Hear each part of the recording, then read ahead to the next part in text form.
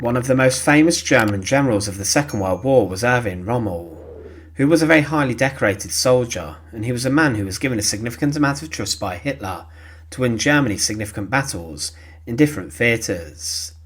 He would be in charge of the German and Italian soldiers in the North Africa campaign, where he earned the nickname the Desert Fox for being a feared opponent of the Allies and for his battlefield tactics.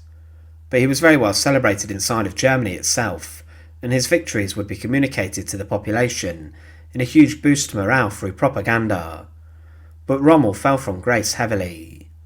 He was the hero of the early German attacks and invasions, but he would find himself implicated in a treasonous plot which would result in the executions of many different generals and senior members of the military. But Rommel wasn't executed, but he was given an ultimatum by Hitler, which was a death sentence, and there was no way out, and it showed how Hitler would not tolerate traitors, no matter how beneficial they were to the German war effort. Join us today as we look at the execution of General Erwin Rommel, and as always, to support our channel, please make sure to subscribe.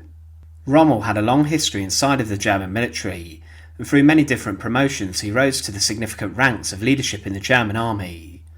He would first meet Adolf Hitler on the 30th of September 1934, when Hitler inspected his soldiers.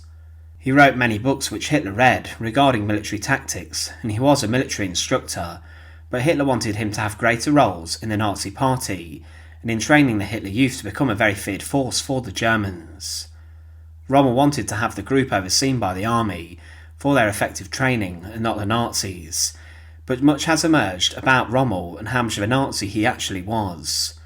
Throughout his life he did support Hitler, and he once claimed that he was called upon by God and speaks like a prophet. But there is also lots of debate about whether he was involved in the persecution of the Jews. There is conflicting evidence about this, and some historians claim he ignored the persecution that was occurring in Germany, and he may have looked the other way. Also, he could have clashed with SA members who were assaulting Jews in German streets, but during the Second World War his reputation for being a military general would be cut. He became a general major in August 1939, and then the commander of the Führerbegleiter Battalion, a group of soldiers whose job it was to guard Hitler in his field headquarters during the opening salvos of the Second World War in Europe during the invasion of Poland. It's considered that Rommel did not understand Hitler's true intentions, but he was there for daily war briefings, and he would observe how tanks and other vehicles were commanded to effectively push forward into Poland, and he asked for command of one of Nazi Germany's panzer battalions and divisions. He received more promotions over more senior officers, as Hitler admired Rommel greatly, and he became his favoured commander, and Rommel was then given control of the 7th Panzer Division on the 10th of February 1940. He would practice tactics with them, and they would be involved in invading Belgium, the Netherlands and then France.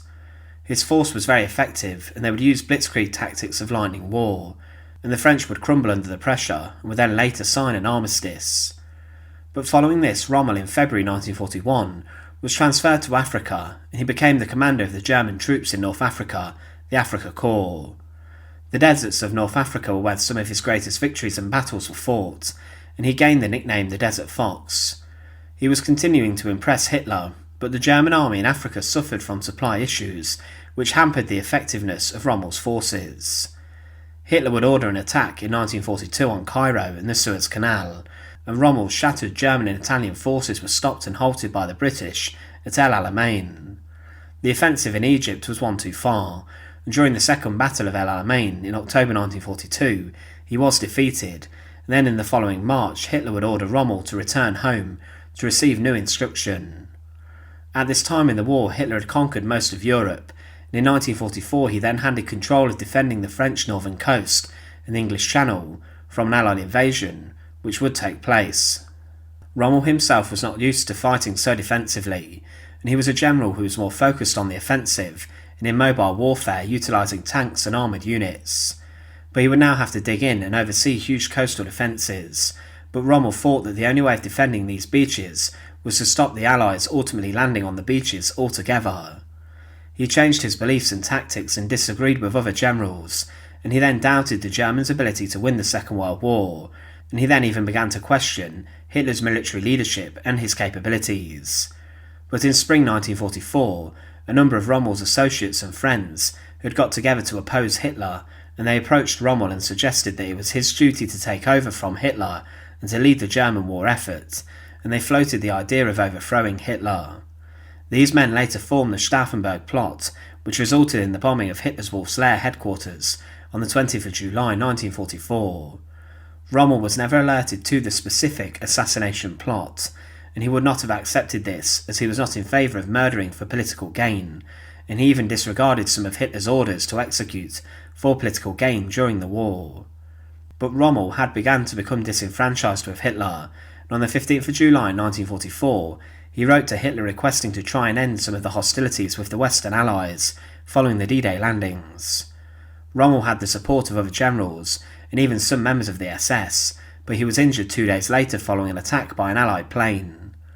But as mentioned, the bomb went off in Hitler's Wolf's Lair headquarters, and because of this a huge Gestapo investigation took place, and thousands of people were rounded up and were executed for their supposed involvement in the plot. It was a purge of senior members of the military and of civilians, and Rommel himself was implicated in this when a conspirator revealed under torture that Rommel may have known what was happening. Martin Bormann, Hitler's private secretary, told the dictator that Field Marshal Rommel was perfectly in the picture about the assassination plan and has promised to be at the disposal of the new government. Because of this, his house was placed under surveillance by the Gestapo, and the courts obtained some evidence that Rommel was involved in the treasonous plot to kill Hitler. The usual protocol would have seen Rommel taken to the People's Court, which would have resulted in his execution possibly by guillotine or by being hanged from a gallows inside Plötzensee prison using piano wire.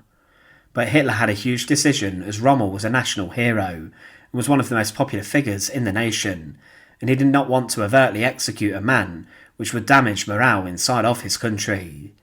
They needed to protect Rommel's image, and Hitler tried to figure out a way of getting rid of Erwin Rommel quietly. And with this he reached a decision to offer him an ultimatum, which was itself a death sentence, and it was in a sense an execution, but it would be an execution that Rommel would die by his own hand. On the 14th of October 1944, Rommel and his son ate breakfast in the morning. They then had a walk in the gardens of their home. Rommel said that 2 generals were coming from Berlin to meet with him at noon, and he knew that the end was nigh, as many of his friends had been executed already. He wanted to be sent to fight on the Eastern Front, and he then changed into his Afrika Korps tunic. Wilhelm Burgdorf and Ernst Meisel would arrive at the house around midday, and they then spoke with him alone. They gave Rommel the ultimatum, and he was given 3 choices. First, to go with the generals to Berlin so he could defend himself in front of Hitler, but he would probably have been executed by one of Hitler's inner circle during this. The second choice was he could go in front of the People's Court, which would have definitely resulted in his execution. But the third choice he was given was that he could die by his own hand, there and then. The first 2 options would have been shameful for his family, and they could have suffered, and he knew many of his staff and close friends would probably also have been executed. He chose the option to take his own life, and his image was protected, and his family would get a huge pension, but also he would be buried as a hero, with full military honours. Rommel insisted to do this, and Bergdorf had brought with him a cyanide capsule, anticipating this outcome. Rommel wanted to take his own life, but wanted to tell his family what was happening, if this could be kept a secret. He said to his son, "In a quarter of an hour, I'll be dead." And his son said, "Can't we defend ourselves?" And Rommel responded saying, "There's no point, it's better for one of us to die than all of us to be killed in a shooting affray."